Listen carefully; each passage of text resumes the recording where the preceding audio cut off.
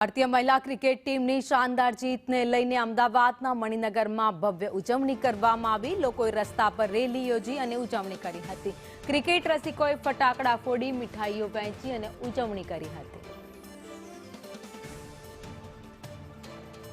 તો દેશભરમાં ગઈકાલે રાત્રે આ ઉજવણીના દ્રશ્યો જોવા મળ્યા હતા, જ્યારે મહિલા ક્રિકેટ ટીમે વિશ્વ કપ જીત્યો હતો। અમદાવાદના આ દ્રશ્યો તમે જોઈ રહ્યા છો, જ્યાં લોકોએ ભારતીય ફ્લેગ સાથે, ઝંડા સાથે ભારત માતા કી જયના નારા લગાવ્યા હતા અને સેલિબ્રેશન કર્યું હતું, ઉજવણી જોવા મળી હતી।